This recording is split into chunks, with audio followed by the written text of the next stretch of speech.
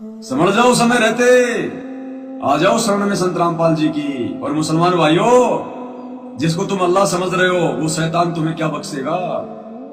अरे जिसने हजरत मोहम्मद को नहीं बख्शा, हजरत मोहम्मद जिसको तुम अपना पैगंबर रसूल नबी कहते हो, तुम्हारे नबी का जीवन कभी पढ़ा तुमने? अगर भक्ति करते करते भी अगर ऐसा अगर नरक वाला जीवन जीना है तो काहे का भगवान, काहे का अल्लाह। अरे आज का मुसलमान हजरत मोहम्मद जैसी भक्ति तो नहीं कर सकता। भाई विचार करो इन बातों पे, गुस्सा बाद में कर लेना। आज का मुसलमान हजरत मोहम्मद जैसी भक्ति कर सकता है क्या? जिंदगी में नहीं कर सकता। और तुम्हारे हजरत मोहम्मद का जीवन देखो, पैदा होने से पहले उसका बाप मर गया अब्दुल्ला। जब हजरत मोहम्मद आमना के पेट में था तो उसके पिता अब्दुल्ला की मौत हो गई, यानी उसने बाप का मुंह नहीं देखा, यतीम पैदा हुआ। ठीक है, 6 साल का हुआ तो उसकी मां मर गई आमना, दादा ने पाला। 10-12 वर्ष का हुआ तो उसका दादा भी मर गया, फिर उसके चाचा ने पाला। जब 25 साल का हुआ तो चाचा ने उसकी शादी करवा दी खदीजा से। खदीजा कौन थी? दौलतमंद औरत थी। उससे पहले उसकी 2 शादियां हो चुकी थी, उसके दोनों पति मर चुके थे। खदीजा विधवा थी, 40 साल की उसकी उम्र थी। खदीजा के साथ में हजरत मोहम्मद ने शादी करी, खुद 25 साल का, खदीजा 40 साल की। खदीजा से उसको 4 संतानें हुई। तैयब, ताहिर, कासिम, ऐसे नाम थे उनके।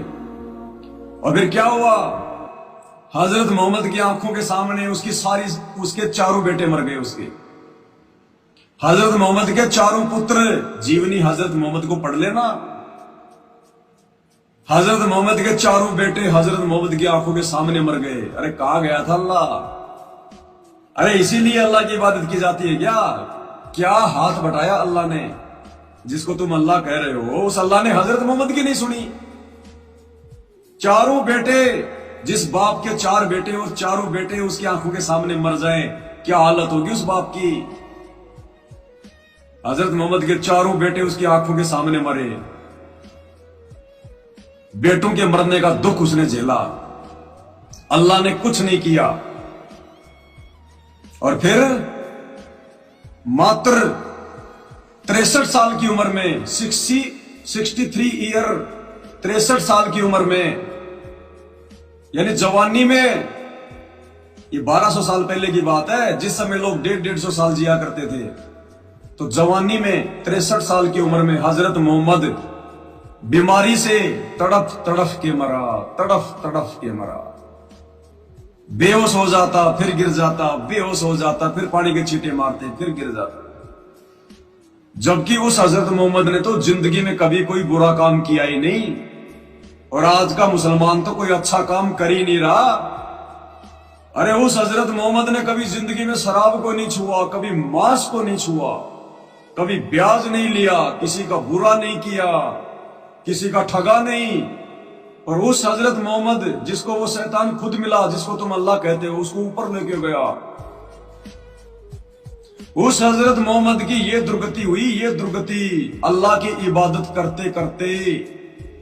आज का मुसलमान तो पैदा होते ही मांस खाने लग जाता है, झूठ बोलने लग जाता है, 2 के 4 करने लग जाता है, और ऊपर से हजरत मोहम्मद जैसी इबादत भी नहीं कर सकता।